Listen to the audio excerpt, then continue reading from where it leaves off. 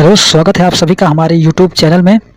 तो आज से हम केमिस्ट्री का सीरीज स्टार्ट कर रहे हैं 50 क्वेश्चंस की। ये पर डे आपको 50-50 क्वेश्चंस की वीडियो रहेगी और इस वीडियो का पीडीएफ क्लास समाप्त होने के बाद आपको हमारे टेलीग्राम चैनल पर मिल जाएगा। तो बिना समय गंवाए ये एक चीज़ और ध्यान दीजिएगा कि यह रेलवे के लिए महत्वपूर्ण है, रेलवे के लिए इम्पॉर्टेंट होने वाला है। तो इस क्लास को सीरियसली आप पर डे अटेंड कीजिए। पहला क्वेश्चन है, अमोनिया के सृजन के काम में आने वाली गैसें हैं। अमोनिया के सृजन में काम आने वाली गैसें हैं तो ऑप्शन डी हो जाएगा नाइट्रोजन तथा हाइड्रोजन। और ये यहाँ पे इसका विस्तृत डिस्क्रिप्शन दिया गया है, इसको आप डिटेल से पीडीएफ में पढ़ लीजिएगा। नाइट्रोजन तथा हाइड्रोजन से अमोनिया बना है। इसका फार्मूला जानते हैं, NH3 होता है। अगला क्वेश्चन है, क्वेश्चन नंबर 2 है, पृथ्वी की पपड़ी में विशुद्ध रूप में पाई जाने वाली धातु है। पृथ्वी की पपड़ी में विशुद्ध रूप में पाई जाने वाली धातु है तो हो जाएगा ऑप्शन डी प्लेटिनम। पृथ्वी की पपड़ी में विशुद्ध रूप में पाई जाने वाली धातु प्लेटिनम है। सोडियम का निष्कर्षण डाउन्स विधि द्वारा किया जाता है। धोने का सोडा या वॉशिंग सोडा जिसका फार्मूला Na2CO3 10H2O, इसका रासायनिक नाम सोडियम कार्बोनेट है। यह कपड़ा साफ करने में, कठोर जल को मृदु बनाने में उपयोग होता है। और ये भी जान लीजिए, खाने वाले सोडा NaHCO3, इसको बेकिंग सोडा भी कहते हैं। सोडियम बाइकार्बोनेट भी इसका केमिकल नेम है। बेकिंग पाउडर बनाने में इसका उपयोग किया जाता है। बेकिंग पाउडर और सोडियम सल्फेट Na2SO4 10H2O को ग्लोबल साल्ट कहा जाता है। ध्यान दीजिएगा इसको, Na2SO4 10H2O को ग्लोबल साल्ट कहा जाता है और इसका उपयोग दवा एवं कांच बनाने में होता है। सोडियम सल्फेट Na2SO3 5H2O को हाइपो कहा जाता है। इसका उपभोग फोटोग्राफी में होता है। तांबा का निष्कर्षण मुख्यतः कॉपर पाइराइट Cu या PS2 से होता है।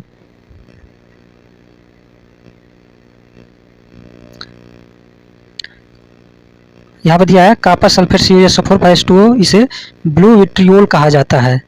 मैग्नीशियम Mg का निष्कर्षण कार्नालाइट KCl MgCl2 6H2O अयस्क से किया जाता है। इसका उपयोग फोटोग्राफी एवं आतिशबाजी में एवं मिश्र धातु के निर्माण में होता है।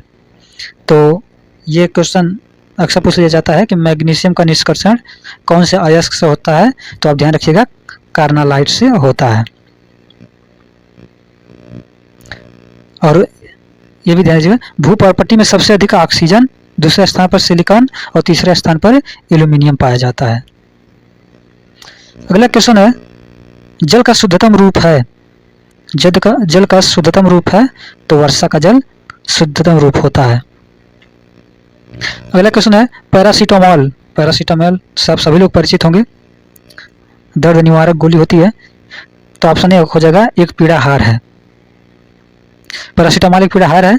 और सल्फर ड्रग्स जो होता है यह जीवाणुओं को नष्ट करता है। इसका निर्माण सल्फर एवं नाइट्रोजन से होता है, जैसे सल्फानिलमाइड, सल्फर डायजीन, सल्फर थाइजोनोम इत्यादि। नेक्स्ट क्वेश्चन है, क्लोरोमाइसिटिन क्या है? प्रतिरोधी है, पीड़ाहार है, प्रति अवसादक है या प्रतिजीवाणिक है? तो इसका हो जाएगा ऑप्शन डी प्रतिजीवाणिक हो जाएगा, एंटीबैक्टीरियल हो जाएगा। क्लोरोमाइसिटिन प्रतिजीवाणिक एंटीबायोटिक्स है। इसका निर्माण सूक्ष्म जीवाणुओं, कवक इत्यादि से होता है। ये औषधियाँ अन्य जीवाणु को मारती हैं और उनकी वृद्धि को रोकती हैं। फॉर एग्जाम्पल के लिए टेट्रासाइक्लिन, जेंटामाइसिन, स्ट्रेप्टामाइसिन, क्लोरोमाइसिटिन इत्यादि। एंटीसेप्टिक के बारे में जान लीजिए, यह भी जीवाणु को नष्ट करता है किंतु यह घाव भरने में सहायक होता है, जैसे ethyl iodide, phenol, formaldehyde, hydrogen peroxide इत्यादि। नेक्स्ट क्वेश्चन है, वनस्पति घी के औद्योगिक उत्पादन की प्रक्रिया में शामिल है। क्या शामिल है? वनस्पति घी के औद्योगिक उत्पादन की प्रक्रिया में शामिल है तो अपचयन। ऑप्शन बी इसका राइट आंसर हो जाएगा कि वनस्पति घी के औद्योगिक उत्पादन की प्रक्रिया को अपचयन कहते हैं। इसमें उत्प्रेरक के रूप में निकिल का प्रयोग किया जाता है। बर्जिलियस के द्वारा उत्प्रेरक का खोज किया गया। नेक्स्ट क्वेश्चन है, रासायनिक रूप से गन्ने की शर्करा है। क्या हो जाएगा? तो बताइए इसमें। तो ऑप्शन सी सुक्रोज है। रासायनिक रूप से गन्ने का रस सुक्रोज है। यह कार्बोहाइड्रेट के डाइसैकेराइड का प्रकार है जिसमें 2 मोनोसैकेराइड के अणु मिलकर बनाता है। यानी सुक्रोज जो है ग्लूकोज और फ्रक्टोज से बनता है। नेक्स्ट क्वेश्चन है, ऑक्सीकरण वह प्रक्रिया है जिसमें क्या होता है, जिसमें ऑक्सीकरण इलेक्ट्रॉनों की हानि होती है। यानी ऑक्सीकरण वह रासायनिक प्रक्रिया जिसमें इलेक्ट्रॉन त्याग होता है। हाइड्रोजन के कितने समस्थानिक हैं? ये तो जानते हैं 3 है। कौन कौन सा होता है? तो प्रोटियम, ड्यूटेरियम और ट्राइटियम। यहाँ पर देख सकते हैं हाइड्रोजन का समस्थानिक प्रोटियम है जिसमें न्यूट्रॉन नहीं होता है। ड्यूटेरियम हाइड्रोजन का वह समस्थानिक है जो भारी जल का निर्माण करता है, उसका फार्मूला D2 होता है। इसका अणुभार 20 होता है तथा परमाणु रिएक्टर में मंदक रूप में इसका उपभोग होता है। यह न्यूट्रॉनों की गति को कम करता है। और ट्राइटियम रेडियो सक्रिय तत्व जो हाइड्रोजन का समस्थानिक है। नेक्स्ट क्वेश्चन है, श्वसन के लिए समुद्री गोताखोर निम्नलिखित मिश्रण का उपयोग करते हैं।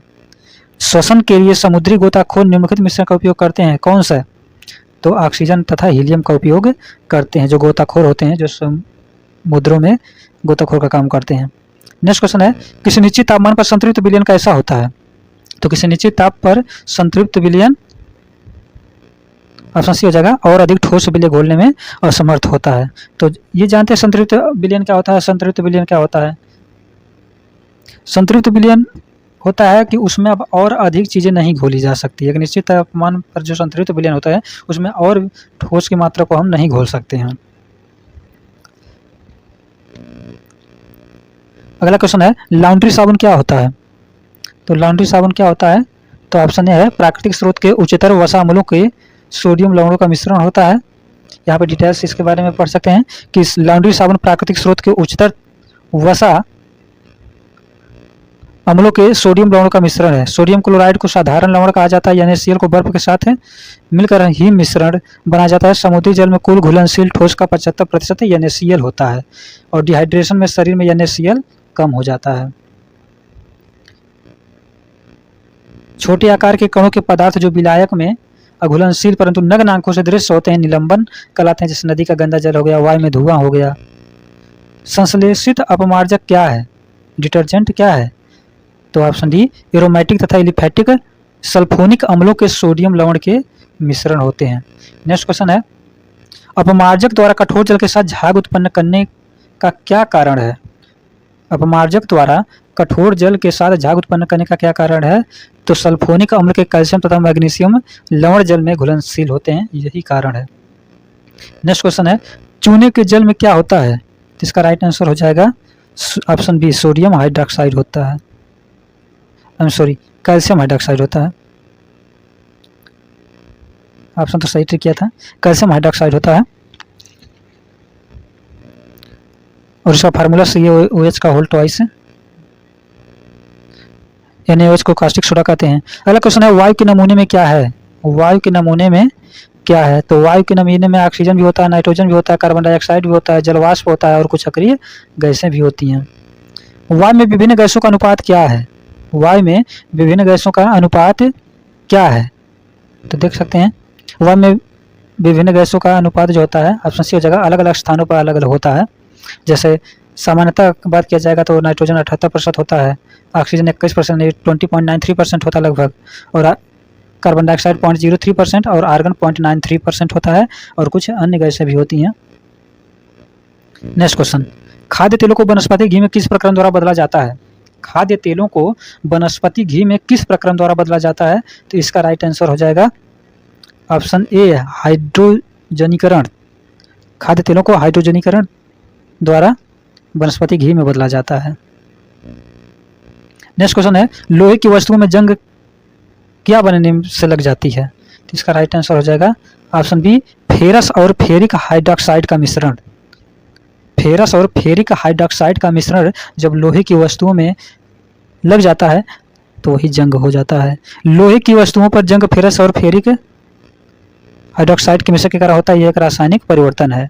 रासायनिक परिवर्तन वैसा परिवर्तन है जिसमें किसी पदार्थ के रूप, रंग या गुण हमेशा के लिए बदल जाते हैं, अर्थात नए पदार्थ का निर्माण हो जाता है। जैसे दूध से दही बनाना, मोमबत्ती का जलना, लोहे में जंग लगना। ये रासायनिक परिवर्तन में क्या होता है, नया पदार्थ बन जाता है। और लोहे में जंग लगना ऑक्सीकरण की क्रिया है। जंग का सामान्य सूत्र Fe2O3 X अणुओं की संख्या है। और लोहे में जंग लगने से उसका वजन बढ़ जाता है और जंग से बचाने के लिए उसमें जस्ते का लेप लगाया जाता है, जिसको गैल्वेनीकरण यानी गैल्वेनाइजेशन कहा जाता है। अगला क्वेश्चन है, रासायनिक तौर पर हीरा क्या है?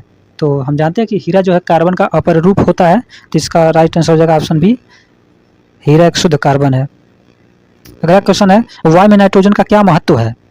वायु में नाइट्रोजन का क्या महत्व है? तो इसका राइट आंसर हो जाएगा ऑप्शन बी, ऑक्सीजन को तनु करती है, जो कि अन्यथा शुद्ध अवस्था में अत्यंत क्रियाशील है। डिटेल इसका देख सकते हैं कि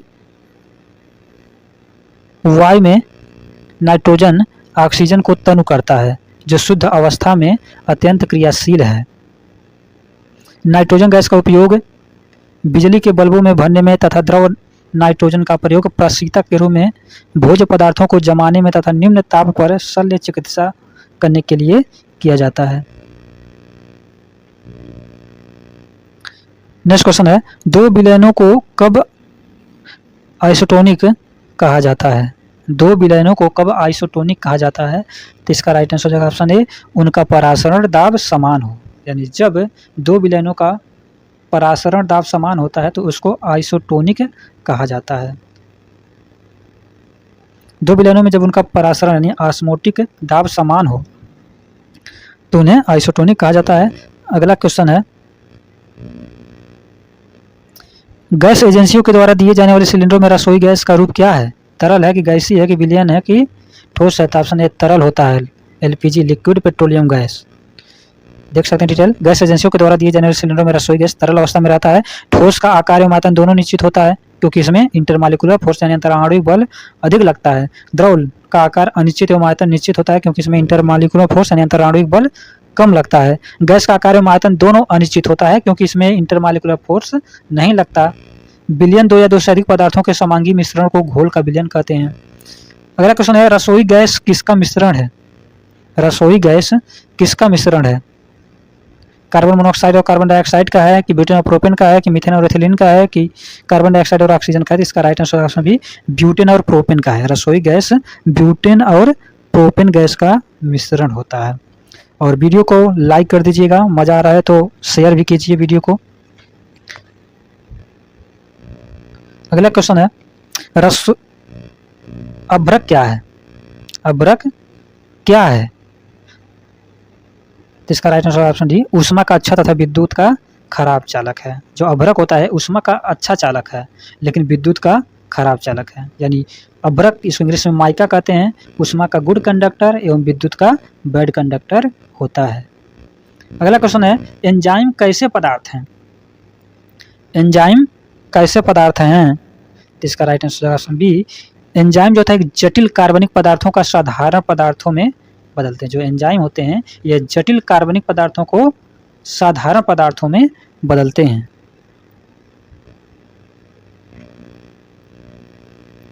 बिजली के बल्ब के अंदर कौन सी गैस होती है? अगला क्वेश्चन है कि बिजली के बल्ब के अंदर कौन सी गैस होती है? तो नाइट्रोजन गैस होती है। ऑप्शन सी राइट आंसर हो जाएगा। बिजली बल्ब के अंदर नाइट्रोजन गैस होती है। बल्ब के अंदर अक्रिय गैस आर्गन भरी जाती है। बल्ब का फिलामेंट टंगस्टन का बना होता है। अगला क्वेश्चन है, कभी कभी यह देखा गया है कि जब हम किसी शीशे के बर्तन में गर्म दूध या जल डालते हैं तो वह चटक जाता है, इसका क्या कारण है?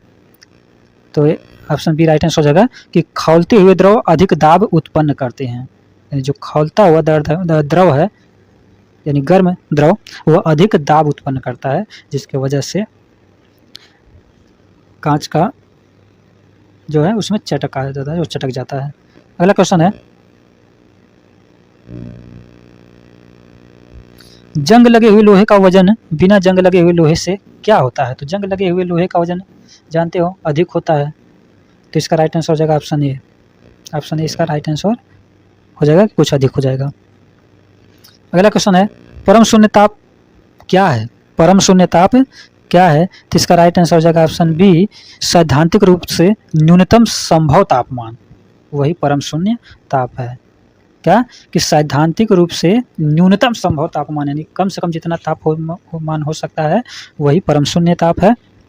देख सकते हैं इसका एक्सप्लेनेशन। सैद्धांतिक रूप से न्यूनतम संभव तापमान को परम शून्य ताप एब्सोल्यूट टेम्परेचर स्केल कहा जाता है। ताप मापने का वह पैमाना जिसमें 273 डिग्री सेंटीग्रेड को शून्य माना जाता है परम ताप पैमाना कहलाता है।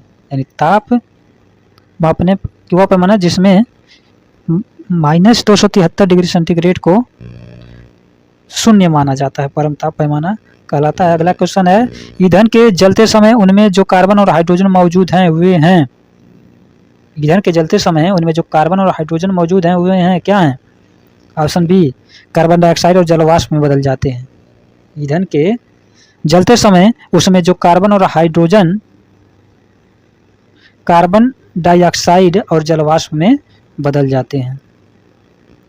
नेक्स्ट क्वेश्चन है, वातावरण में सर्वाधिक मात्रा में पाई जाने वाली गैस है। तो वातावरण में सर्वाधिक मात्रा में पाई जाने वाली गैस नाइट्रोजन है। कितना पाया जाता है? 78%। अगला क्वेश्चन, यहाँ इसका एक्सप्लेनेशन भी देख सकते हैं। वातावरण में सर्वाधिक मात्रा में पाई जाने वाली गैस नाइट्रोजन है। नाइट्रोजन का सबसे प्रमुख व्यापारिक उपयोग अमोनिया के उत्पादन में होता है। नाइट्रोजन विद्युत बल्बों में तथा उच्च ताप मापने वाले तापमापी में भरने के काम में आता है और कृत्रिम गर्भाधान के लिए बैल के वीर्य को द्रव नाइट्रोजन में रखा जाता है। अगला क्वेश्चन है, लोहे के पाइपों को संक्षारण से बचाने के लिए उसके ऊपर जस्ते की परतें चढ़ाई जाती हैं। इस प्रक्रिया को क्या कहते हैं? तो गैल्वेनीकरण कहते हैं। इसका ऑप्शन सी हो जाएगा राइट आंसर।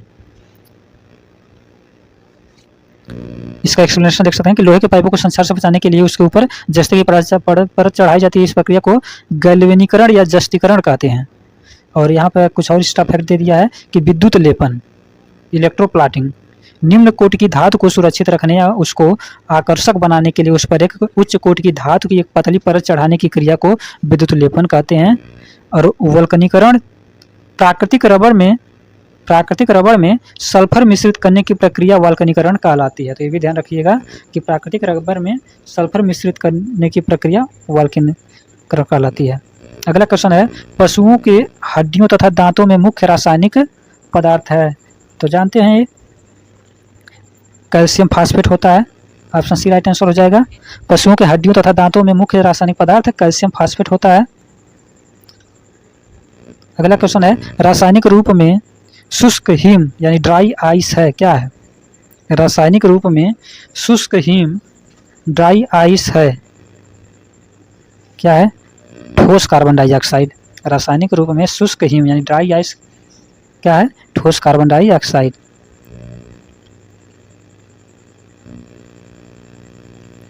अगला क्वेश्चन है, सामान्य वायु के नमूने में उपस्थित नहीं होने वाली गैस है। सामान्य वायु के नमूने में उपस्थित नहीं होने वाली गैस है तो कौन सी गैस हो जाएगी? क्लोरीन। क्लोरीन नहीं है। अगला क्वेश्चन है, उत्प्रेरक वह पदार्थ है। उत्प्रेरक कैसा पदार्थ है? तो इसका राइट आंसर है ऑप्शन सी, रासायनिक अभिक्रियाओं की चाल को बदलता है। उत्प्रेरक वैसे चाल को बढ़ाने का है, अभिक्रिया के वेग को जो बढ़ा दे वही उत्प्रेरक होता है। यहाँ पर देख सकते हैं उत्प्रेरक यानी कैटलिस्ट वह पदार्थ है जो रासायनिक अभिक्रियाओं की चाल को बदलता है। अगला क्वेश्चन है, कार्बन की न्यूनतम मात्रा होती है इस्पात में, कच्चा लोहा में, पिटवा लोहा में या ढलवा लोहा में? कार्बन की न्यूनतम मात्रा किस में होती है? तो इसका राइट आंसर ऑप्शन सी, पिटवा लोहा में। कार्बन की न्यूनतम मात्रा पिटवा यानी राट लोहा में होता है। इसमें कार्बन 0.12 से 0.25% होता है। इस्पात जिसको स्टील कहते हैं, यह लोहा और कार्बन का एक मिश्र धातु है। इसमें कार्बन की मात्रा 0.25 से 1.5% होता है। ढलवा लोहा कास्ट आयरन, इसमें कार्बन की मात्रा 2.5% होता है। इसी कारण यह कठोर एवं भंगुर होता है। अगला क्वेश्चन है, कोयले की खानों में कार्बनिक तत्वों के सड़ने से बनने वाला मार्स गैस है। ऑप्शन बी, मीथेन है। कोयले की खानों में कार्बनिक तत्वों के सड़ने से बनने वाला मार्स गैस मीथेन है। अगला क्वेश्चन है, बैटरियों में इस्तेमाल होने वाला अम्ल है। बैटरी में इस्तेमाल होने वाला अम्ल है तो ऑप्शन सी, सल्फ्यूरिक अम्ल है। बैटरी में इस्तेमाल होने वाला अम्ल सल्फ्यूरिक अम्ल है और एसिटिक अम्ल सिरका में पाया जाता है। अगला क्वेश्चन है, सिरका की प्रकृति अम्लीय है क्योंकि इसमें होता है क्या होता है? सिरका की प्रकृति अम्लीय है क्योंकि उसमें होता है साइट्रिक। क्या होता है इसमें? एसिटिक अम्ल होता है। सिरका में यानी विनेगर में एसिटिक अम्ल होता है, यानी ऑप्शन डी इसका राइट आंसर हो जाएगा। नेक्स्ट क्वेश्चन है, नींबू तथा संतरे में पाए जाने वाला अम्ल है। नींबू तथा संतरे में पाए जाने वाला अम्ल है तो कौन सा अम्ल है? ऑप्शन सी सिट्रिक अम्ल। नींबू तथा संतरे में साइट्रिक अम्ल पाया जाता है। अगला क्वेश्चन है, जल आपूर्ति के लिए जल का शोधन निम्नलिखित प्रक्रिया में होता है तो क्लोरीनीकरण। इसका राइट आंसर हो जाएगा ऑप्शन है क्लोरीनीकरण। जल आपूर्ति के लिए जल का शोधन क्लोरीनीकरण प्रक्रिया से होता है। अगला क्वेश्चन है, शर्करा के किण्वन के दौरान बनने वाला मुख्य यौगिक है। शर्करा के किण्वन के दौरान बनने वाला मुख्य यौगिक है तो ऑप्शन बी हो जाएगा एथिल एल्कोहल। शर्करा के किण्वन के दौरान एथिल एल्कोहल बनता है। फर्मेंटेशन किण्वन वैसी रासायनिक अभिक्रिया है जिसमें कोई कार्बनिक जटिल पदार्थ एंजाइम द्वारा सरल पदार्थ में परिवर्तित होता है, किण्वन कहलाता है। क्या होता है किण्वन? किण्वन एक रासायनिक अभिक्रिया है जिसमें कोई कार्बनिक जटिल पदार्थ एंजाइम द्वारा सरल पदार्थ में परिवर्तित होता है। जैसे यहाँ पे दिया है C12H12O11, यह चीनी का रासायनिक नाम है।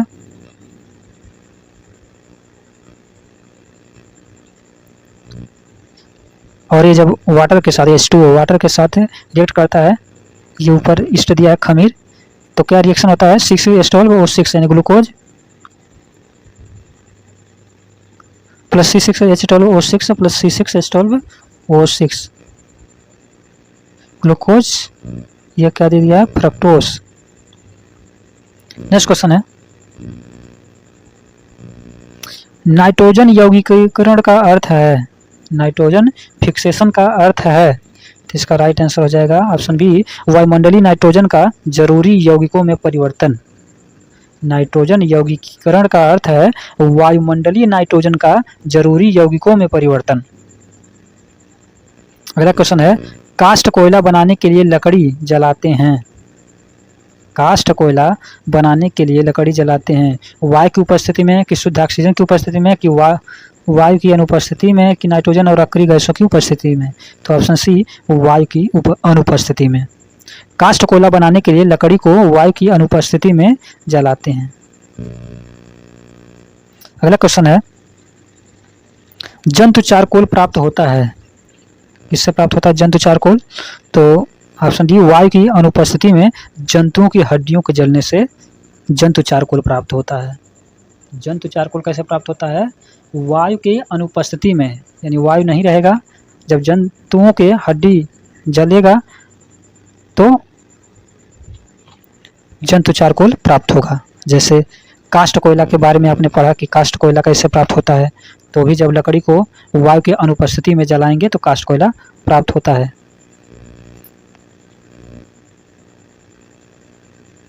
अगला क्वेश्चन है,